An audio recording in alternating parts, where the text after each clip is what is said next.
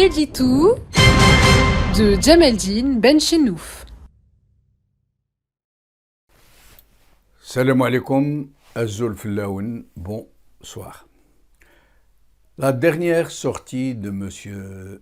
Tebboune face à la presse n'a pas dérogé à la règle encore une fois. Toujours le même profil bas des journalistes, la même soumission enthousiaste et qui frétille de la queue, les mêmes miaulements indignés quand il leur faut apporter de l'eau au moulin du maître. Des journalistes qui ne bougent pas une oreille, si ce n'est pour dire oui, oui, ou pour rigoler un petit coup de temps en temps. Et confirmer que ce que dit celui qui sont censés questionner et pousser à ces derniers retranchements est parole de Coran. Face à eux, étalé de toute sa superbe de président providentiel, du guide suprême de la nouvelle Algérie, les jambes écartées, l'index menaçant, et avec des intonations qui se veulent terrifiantes, qui se veulent boumediénistes, qui se veulent seulement, un Tebboune débridé, déchaîné, que rien ni aucune pudeur ne retienne, qui donne libre cours à ses délires, et qui sait que les journalistes qui lui font face ne sortiront pas de la réserve docile où ils se sont d'eux-mêmes enfermés.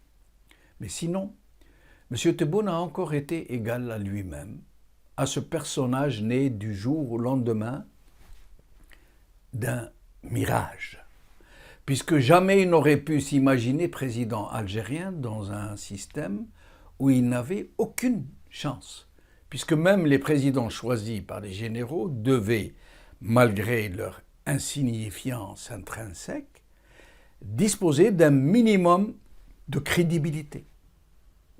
Et c'est là la moindre des politesses face à un peuple qui n'a rien choisi et qui a tout subi.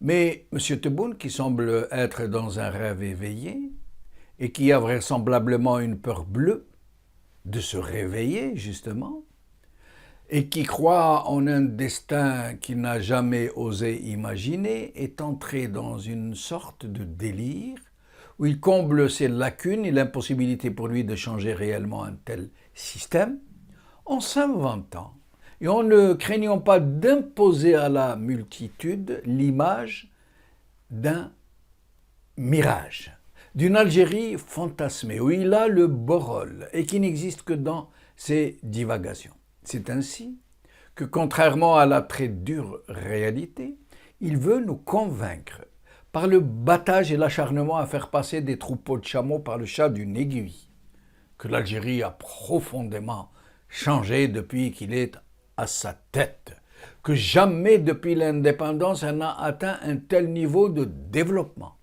qu'il a lui-même réalisé 70% de ses promesses électorales, que le monde entier nous envie et que les ennemis de l'Algérie nous guettent pour nous dévier du chemin lumineux de l'avenir radieux vers lequel il nous mène d'un pas assuré. Il n'évoque jamais ce qui ronge et dévaste la société algérienne, derrière ses façades potemkines. Il ne parle jamais de l'immense tragédie des Harraga, ce boat people en gestation.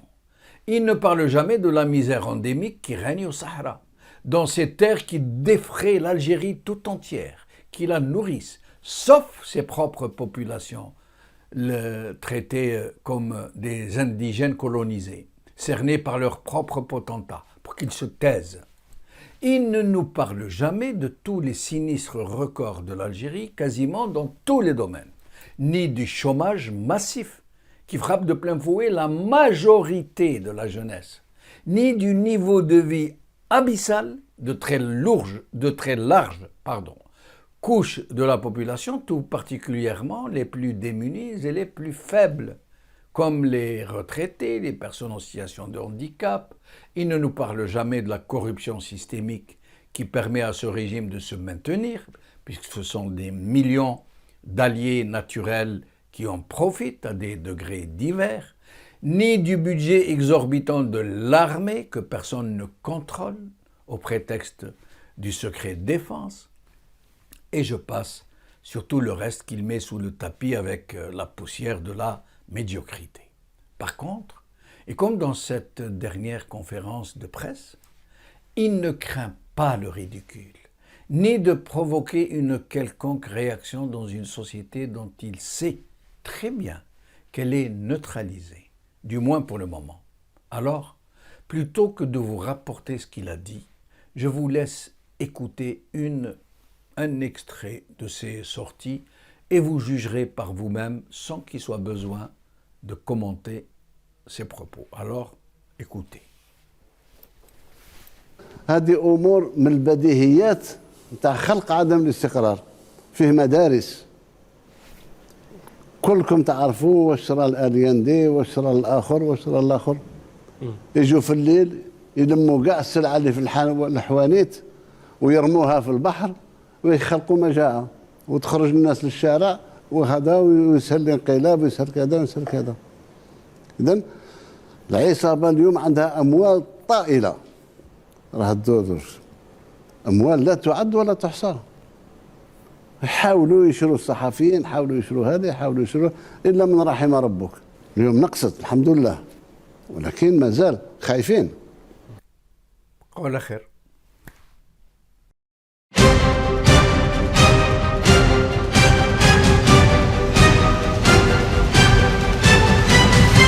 L'édito de Djemeldine Benchenouf.